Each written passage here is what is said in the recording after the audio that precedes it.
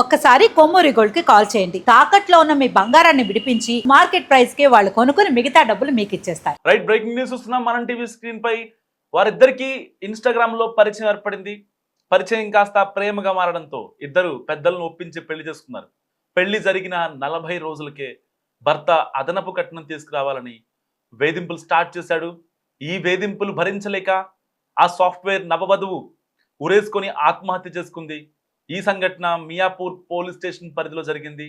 బీహార్కి చెందిన ఇష్కా యాదవ్, మధ్యప్రదేశ్కి చెందిన నీరజ్ బన్సల్ ఇద్దరికి 2020 సంవత్సరంలో ఇన్స్టాగ్రామ్లో పరిచయం ఏర్పడింది. ఈ పరిచయం ప్రేమగా మారడంతో ఇద్దరూ కలిసి పెద్దలను ఒప్పించి 2026 ఫిబ్రవరి నెల 20వ తేదీన వివాహం చేస్తున్నారు పెద్దల సమక్షంలో. వివాహం అనంతరం భార్యాభర్తలు మియాపూర్లోని ఒక అపార్ట్మెంట్లో నివాసం ఉంటూ హైటెక్ సిటీలోని ఒక కంపెనీలో సాఫ్ట్వేర్ ఉద్యోగాలు చేస్తున్నారు. గత కొద్ది రోజులుగా నీరజ్ బన్సల్ అదనపు కట్నం తీసుకురావాలంటూ భార్య ఇష్కా యాదవ్ను మానసికంగా వేధించడం స్టార్ట్ చేశాడు. ఈ వేధింపులు భరించలేక ఇష్కా మంగళవారం రాత్రి తన నివాసంలోనే హాల్లో ఫ్యాన్కి చున్నీతో ఉరేసుకొని ఆత్మహత్యకు పాల్పడింది. ఇవాళ ఉదయం నీరజ్ నిద్రలేచి చూసేసరికి హాల్లో ఇష్కా ఉరేసుకొని కనిపించింది. సమాచారం అందుకున్న మియాపూర్ పోలీసులు సంఘటనా స్థలానికి చేరుకొని మృతదేహాన్ని పోస్ట్ మార్టం నిమిత్తం గాంధీ హాస్పిటల్ తరలించారు. మృతురాలి కుటుంబ సభ్యులు ఫిర్యాదు మేరకు కేసు నమోదు చేసుకొని భర్తను అదుపులోకి తీసుకొని దర్యాప్తు చేస్తున్నారు. సో ఇషికా అంటే పెళ్ళైన 40 రోజులకే చనిపోద్దని అసలు ఎక్స్పెక్ట్ చేయలేదంటూ అక్కడి అపార్ట్మెంట్లు వీళ్ళు ఏదైతే నివాసం ఉంటున్నారో ఆ అపార్ట్మెంట్లో గోకుల్ అపార్ట్మెంట్స్లో వీళ్ళు నివాసం ఉంటున్నారు. ఆ అపార్ట్మెంట్ వాళ్ళు చెప్తున్న పరిస్థితి, ఆన్లైన్లో పరిచయాలు ప్రేమగా మారడం మొదట, ఆ తర్వాత పెళ్లిగా మారడం, ఇలాంటివి మనం ఈ రోజుల్లో నిత్యకృత్యాలే రోజు చూస్తూ ఉంటాం. కానీ పెద్దలంటే భయం లేకుండా ప్రేమించిన పాపానికి వాళ్ళు ఇలా బలైపోతుండడం నిజంగా చాలా మందిని కలిచివేస్తుంది. పెళ్ళంటేనే ఇప్పుడు ఏదైతే 25 to 30, 30 to 33 మధ్యలో ఎవరైతే ఉంటారో ఇప్పుడు ఏజ్ ఉన్న వాళ్ళు పెళ్ళంటేనే భయపడిపోతున్నారు ఇలాంటి వాటి వల్ల. నిజంగా నీరజ్ బన్సాలని చాలా నమ్మింది ఆ అమ్మాయి. వాస్తవానికి ఒక 4-5 years తనతో ఉంది. తను అంతా ఓకే అనుకున్న తర్వాతే నీరజ్ని నమ్మింది, ఇంట్లో వాళ్ళతో మాట్లాడింది. సో ఇలాంటి ఒక సిచ్యువేషన్ ఏర్పడింది. పెద్దల దాకా వెళ్ళింది అంటే ఇషిక ఆ అబ్బాయిని నమ్మింది కాబట్టి.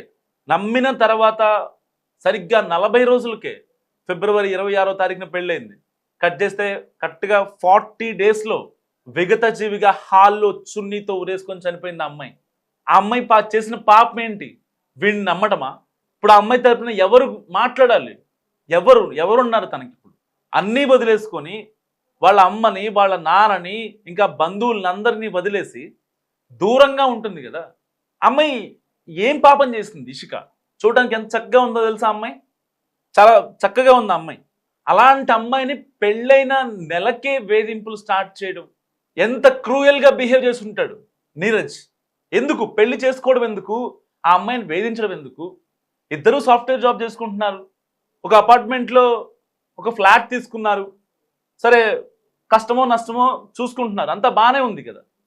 ఆ అమ్మాయిని ఇంకా అదనపు కట్నం కోసం వేధించడం దేనికి? సో పోలీసుల ప్రాథమిక దర్యాప్తులో ఈ అబ్బాయి చెప్పిన రీజన్, మా అమ్మ వాళ్ళు అడిగారు, సో అందుకనే నేను ఆ అమ్మాయిని అడిగాను, అదనపు కట్నం, ఇంకా కట్నం కావాలి, మా ఇంట్లో వాళ్ళు కావాలంటున్నారు. ఎంత లవ్ మ్యారేజ్ అయితే మాత్రం తక్కువగా పెళ్లి చేసుకుంటావా నువ్వు? నీకేం తక్కువ అని వాళ్ళ అమ్మా నాన్న, నీరజ్ బన్సాలి వాళ్ళ అమ్మా నాన్న మాట్లాడుతున్నారంట. నిజంగా వీడు ఆ అమ్మాయిని కనుక ప్రేమిస్తే, సరే అమ్మా ఆల్రెడీ వాళ్ళు ఇవ్వాల్సింది ఇచ్చారు ఎంతో కొంత, ఇంకా సరిపెట్టండి, దీంతో ఏదైనా అవసరం ఉంటే నేను ఎంతో కొంత మీకు సపోర్ట్ చేస్తాను, మీకు హెల్ప్ చేస్తాను, ఇద్దరం జాబులు చేస్తున్నాం కదా, క్రెడిట్ కార్డు కోకో లేకపోతే లోన్ పెట్టో, ఏదో ఒక లోన్ పెట్టో మీకు ఇస్తామని చెప్పి ఒక హామీ ఇవ్వాల్సింది పోయి, వాళ్ళు అన్న మాటల్ని యాస్టీజ్గా ఆ అమ్మాయికి చెప్పి, ఆ అమ్మాయి ఒక సెన్సిటివ్ మైండ్ ఇక్కడ అర్థమవుతుంది. ఆ అబ్బాయిని నమ్మడానికి, ప్రేమ పెళ్లిగా మారడానికి ఆ అమ్మాయికి దాదాపుగా 5.5 ఏళ్ళు పట్టింది. లిటరలీ 6 years పెద్దల్ని ఒప్పించి పెళ్లి చేసుకోవడానికి. మరి ఆ అమ్మాయి 6 ఏళ్ళుగా నిన్ను అర్థం చేసుకొని, నీతో ఉండి, నీ కష్టసుఖాలను పంచుకొని, నిన్ను నీ మీద కేర్ చూపిస్తూ, నీ మీద ప్యాంపర్ చూపిస్తూ, నీ మీద లవ్ చూపిస్తూ అంత మంచిగా ఉన్నప్పుడు ఆ అమ్మాయిని అదనపు కట్నం కోసం వేధించాలా? అసలు ఏ జనరేషన్లో ఉన్నాం మనం?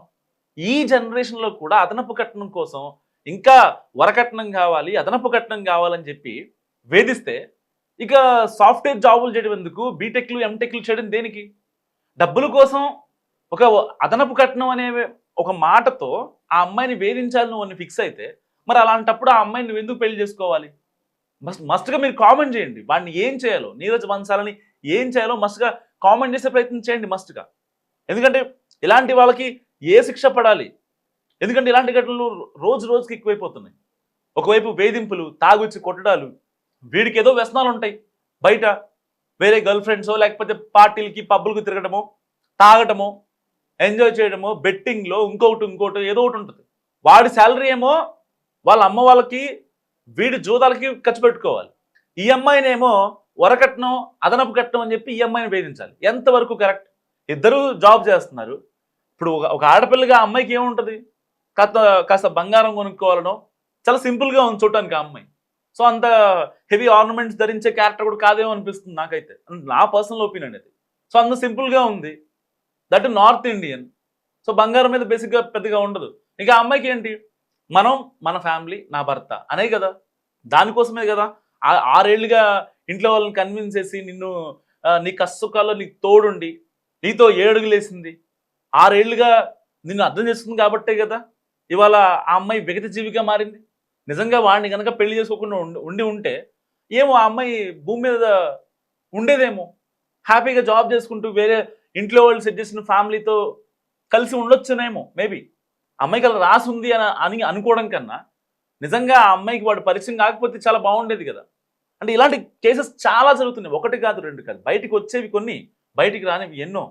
పోలీస్ రిమాండ్ రిపోర్ట్లో ఈ యొక్క ఇషికా యాదవ్ వాళ్ళ భర్త నీరజ్ బన్సాలి ఒకటే చెప్పాడు, ఇంట్లో వాళ్ళు అడగమన్నారు. అంటే ఇప్పుడు ఇంట్లో వాళ్ళు కారణమా, వీడి కారణమా? డైరెక్ట్గా వీడు, ఇండైరెక్ట్గా ఇంట్లో వాళ్ళు. ఒకవేళ వాళ్ళకి నిజంగా అదనపు కట్నం కావాలి, లేదంటే ఇంకోటి ఆ అమ్మాయికే ఫోన్ చేసి, లేదంటే వాళ్ళ ఇంట్లో వాళ్ళతో మాట్లాడి, పిల్లలకు తెలియనియమాకండమ్మా, మీరు ఇంత కట్నం ఇచ్చారు, సో దానికి కొంచెం ఎక్స్ట్రా కావాలి, మాకు వేరే ఎక్స్పెన్సెస్ ఉన్నాయి, పెళ్ళికి మేమే ఖర్చు పెట్టాం కదా, సరే పెళ్లి ఖర్చులు కనీసం ఇవ్వండి, లేకపోతే అబ్బాయికి ఏదైనా బంగారం పెట్టండి, అలా అడిగితే వాళ్ళు ఇషికా వాళ్ళ అమ్మ నాన్న ఎంత హ్యాపీగా ఫీల్ అయ్యేవాళ్ళు. సరే వాళ్ళకి ఏదైనా తులమో పొలమో ఏదైనా ఉంటే అమ్మేసి వాళ్ళకి డబ్బులు ఇచ్చేవాళ్ళు. వాస్తవానికి ఇద్దరు బాగుండాలని కదా, ఇషికా నీరజ్ బాగుండాలని కదా వాళ్ళ 2 కుటుంబాలు పెళ్లి చేసింది. మరి ఇంకా ఈ గేమ్స్ ఎందుకు? ఈ గేమ్ ప్లాన్ దేనికి? ఏం కట్టుకుపోదామని? దేనికోసం ఇదంతా? ఏం సాధించారు ఇప్పుడు వీళ్ళు? ఏమైనా సాధించారా? బంగారం లాంటి పిల్ల ఇప్పుడు అనంత లోకాలకు వెళ్ళిపోయింది. విగత జీవిగా హాల్లో పడింది పొద్దున్న లేచేసరికి. ఒక్కసారిగా నీరజ్ బన్సాలి షాక్. వెంటనే పోలీసులకు ఫోన్ చేశాడు. సో పోలీసుల దగ్గర కూడా కొంచెం హైడ్ అండ్ సిక్ గేమ్ ఆడుతున్నాడు. వాస్తవానికి జరిగింది ఒకటి, అక్కడ పోలీసులు చెప్తుంది ఒకటి. కొన్ని డాట్స్ కనెక్ట్ చేసుకునే ప్రయత్నించండి. విత్ ఇన్ 1 మంత్లో అసలు అదనపు కట్నం అనే ఆలోచన వస్తుందా? ఫస్ట్ 1 మంత్ 2 మంత్స్ ఎంత హ్యాపీగా జాలీ గడుపుతారు. సరే ఒకప్పుడు పెళ్ళి అంటే కనీసం ఒక 1 ఇయర్ దాకా వాళ్ళని అర్థం చేసుకోవడాలు ఇలాంటివి జరిగేవి. సరే ఇప్పుడు సోషల్ మీడియా పుణ్యమా అంటూ వాళ్ళు ముందుగానే అర్థం చేసుకొని ఓకే అనుకున్న తర్వాత పెళ్లి చేసుకోవడం, ఇలాంటివి జరుగుతున్నాయి. మరి 1 మంత్లోనే గొడవ వచ్చిందంటే అక్కడ ఏం జరిగింది? నిజంగా అదనపు కట్నమా, లేకపోతే ఆ అమ్మాయి మీద అనుమానమా?